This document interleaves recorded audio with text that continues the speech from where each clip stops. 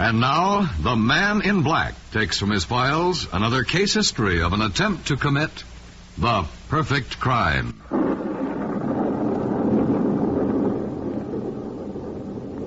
Good evening. This is the Man in Black. A year ago tonight, an innocent man was murdered in a small New England village. He was murdered by Clyde Ross. Listen to what happened in Clyde's own words. He was executed. As I walked across the village square toward the church, I knew I was going to murder old man Hanson, the good sexton, the church bell ringer. Oh, it was going to be so simple and easy. A couple of things left to do first, and that was all. One was to see Father Vincent and tell him how worried I was about Hanson. That he was too old to be climbing the tower to ring the bell, that he'd slip someday and have a bad fall down the stairs, that he might even fall out of the belfry. I knew how Father Vincent would react, and he did, just as I expected. I even remember how he said it. "Why, we cannot retire the old man as sexton, my son. Why, next to you, this is his whole life."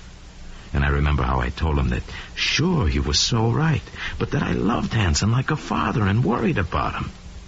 Well, I left it at that and went to walk the old sexton home. I lived with him, you see, but he wasn't my father.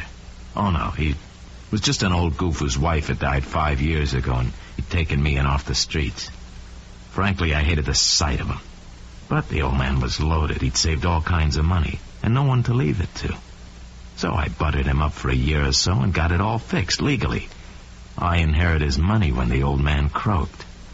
Yeah, I was going to fix that, too.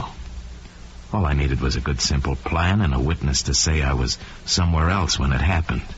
Oh, it was easy. First, old Hanson was going to fall out of the church belfry and kill himself. He was going to fall out. Yeah, because I was going to push him. Second, Henry Freckleton was going to be the witness to say I was somewhere else. Henry has a hamburger stand at the edge of town, and for months in advance, at the same time, every Thursday evening, I'd drive past Henry's and honk and wave at him. He knew I was on my way to Bedford.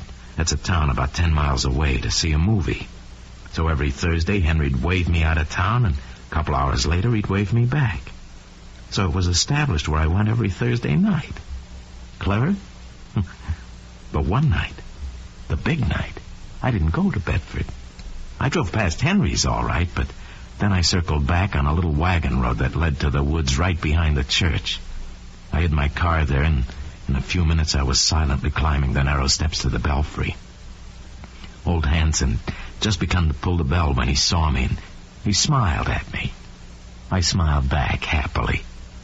Waited till he pulled the bell for the last time, and then I jumped him quick and pushed him over. Just a little push. He fell without a cry. And it seemed right somehow that he landed in the cemetery at the side of the church. Afterwards, I never heard it so quiet. All the way back through the woods to the car, it was as quiet as death. And then I was right on time for Henry's wave when I drove back into town. I knew then the circle was complete.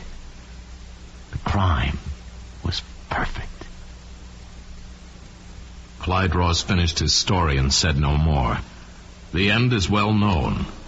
2 short days later, Clyde was arrested for the murder of the old sexton. Where had he made his mistake? By telling Father Vincent of his concern for the sexton's safety.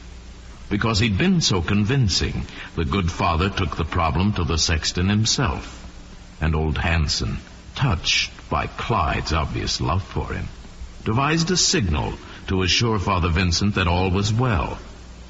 He simply rang the church bell 4 extra times to signify that he was not in danger, that Clyde was there.